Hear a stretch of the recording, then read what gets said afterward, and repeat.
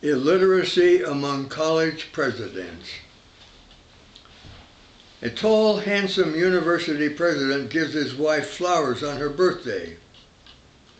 He has long, loving talks with his two daughters and his son at college. He goes to church. He tells the press that the university should keep its hand in with the weapons lab at Livermore, actually making devices that weigh maybe 20 pounds each and can destroy a 4 million person city each. How can he do this? Doesn't he know the Cold War is over? Well, sort of over, or is it over? Or was it always a fraud? It's like the faculty throughout the system knew more than he did.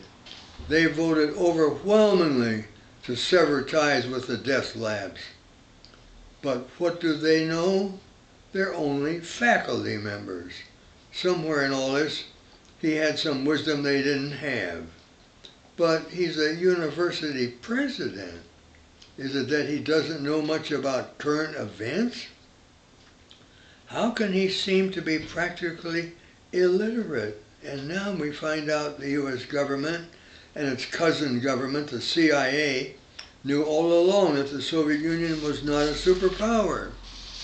It was a big, disorderly, sprawling, underdeveloped giant with dirt roads and hospitals in Siberia without plumbing and 10 million umbrellas in the stores every October 12th because that's how the plan worked, and peaches rotted on railroad sidings and never got to the good deserving people of Moscow because that's the way the collective farms and the railroads worked.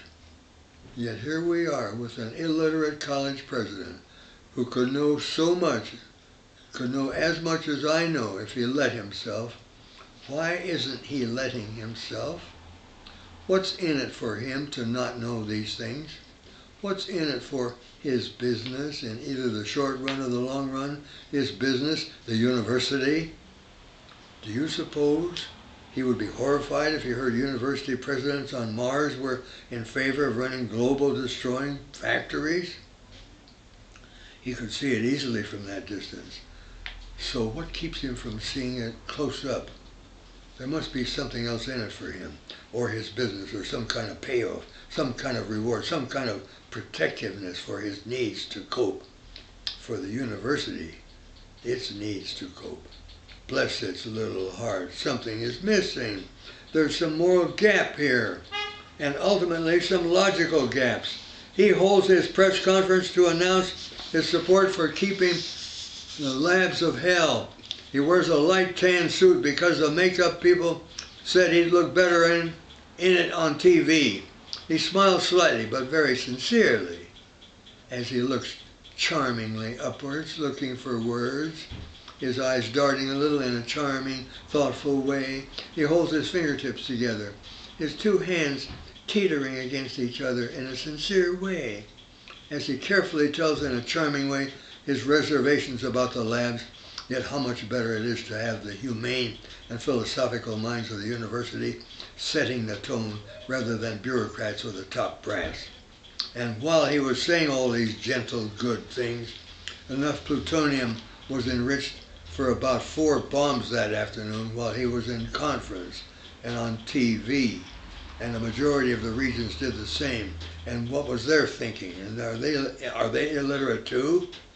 Or are they also not free to think their own real thoughts? What was their thinking? Any different, do you suppose? Do you ever get the feeling that our political life is like a lunatic asylum? September 1990.